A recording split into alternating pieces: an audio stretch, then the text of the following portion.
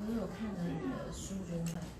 很感动，因为我觉得有写到很多很生活上的事，比如说妈妈可能情绪很失控，然后会直接影响到小孩。那因为我妹妹她其实有一个小孩子，她今天有来，然后她就是常常就是会有很多的这个情绪，很多眼泪，会觉得自己很可怜，很辛苦又要工作。然后我觉得是要怎么样去实际上的，有点紧张，就是因为我自己没有生过孩子，就是要怎么样让自己的情绪在一个稳定的状态，然后要怎么样实际上的去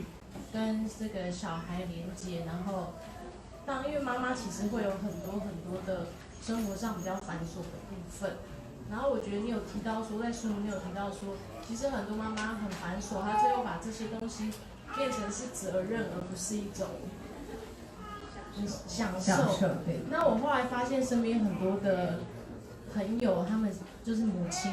就我这个年纪的，其实他们最后都变成一种例行的责任，而不是一种去享受，或者是用不一样的这个心境、心念。那我觉得这部分是我觉得蛮多的年轻的妈妈有这样的状态，所以想要去理解说我们要怎么样去转变，或者是这个部分。对，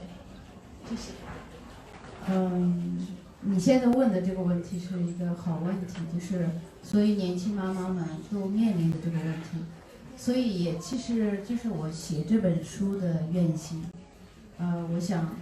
我经历了3胞胎，而且每天过得那么快乐。我的先生看到我这个状态，他说你一定要写一本书，应该把你的状态分享给大家，所以我就写了。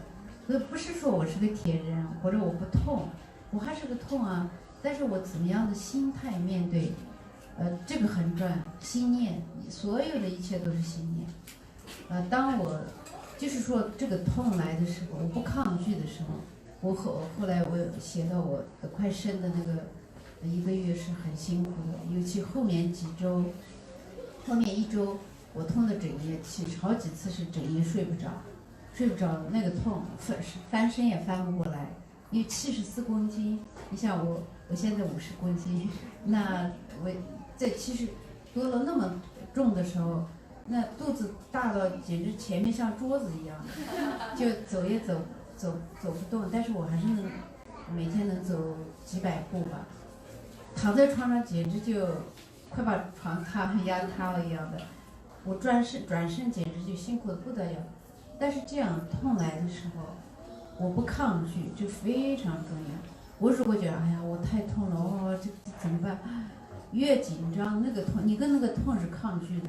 你给他压力和拍皮球一样，你就硬着不是顺着，这样的时候你会更痛，你的心会创造那个痛越来越痛。其实我们痛再加上自己的心念的痛，就是会把自己吓死。但是这个痛来的时候，你放松，你融在那个痛里面，这个痛其实就分散了，你就融到那个觉里面了，不痛不痒，不痛不苦，不增不减，也不苦不悲不喜的那个觉，你跟那个靠近了以后，你就是周围的一切，我就会进入这种一切都是跟我无二无别的，我的周围的车子声音。环境所有的好像跟我是一体的，就这样的感觉。这个其实不是很难，他经常做放松，做基本的禅修都会达到的。所以第一个不抗拒，第一件事情就是转观念。你如果觉得我是个悲哀的受害者心态，我这么辛苦啊，我照顾嘀里咕噜就想那么一大堆，你看这个先生也不照顾我，婆婆也不照顾家庭。你不停的这样想下去啊，这个就是负担。如果不要这么想，我就做一个快乐的妈妈，我既然我就承担就好了，我享受我的孩子，我享受这个带孩子的过程，这样的就没有问题了。所以其实我自己生长在一个完全天然的一个藏区，有山水的。我现在经常回忆起我们家里乡村的阿姨们，你看医学那么不发达的时候，我15岁以前，我的家乡没有电呢，我们都是小时候点的油灯，就，但是现在返回来发现我过的是很奢侈的生活，都是大自然的环境，回归自然的生活嘛。因为那时候是没办法的条件下，在家里，但是我们的全部是自然种植，吃的也健康，空气也健康。但是另外一个就是医学条件很差。可是呢，我基本上没有听过全部乡村几百户人家，除了偶然，我小时候还没有经历过。我听说就是有些，比如说生产都是没有医院，在家里生的，生的时候没有生出来的死亡的这种有，但是生出来几乎没有孩子说，是有缺陷呢，有各种这种现代的人养的几率的话，这么多病是没有，而且妈妈们没有什么恐惧，她就是自然喂奶，她也没有怨言。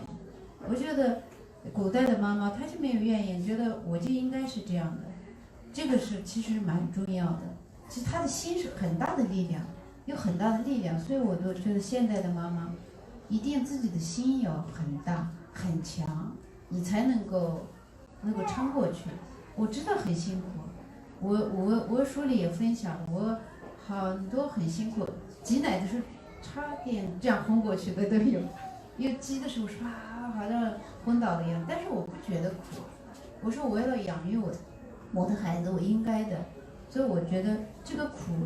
的感觉，你心里转念，你是个正面能量的人，就是什么都会就自然就过了。这个我想你应该告诉你的妹妹，做个快乐的妈妈。现在我觉得，首先妈妈们很辛苦，真的，像抽空找时间休息，让自己照顾自己非常重要。我说，照顾自己就是赶快有时间就禅修禅睡，甚至呢休息多睡一下，恢复能量，恢复体能很重要。如果能量很低，你很累的时候很容易发脾气，我自己也是。所以我们很累的时候，你看我的女儿下午晚上她要放学回来，我很累的时候我赶快去睡一下，要带着她练钢琴，你没有很大的体能你熬不过，对吧？所以妈妈们见分茶真的要休息好，很重要。谢谢杨晶。怎么样强大？这本书的第二部分，不要看这本书那么厚啊。那第二部分，因为那个方法论的部分就是写得很简洁，一个一个简单的练习，可能挑1-2个就可以帮助到他们。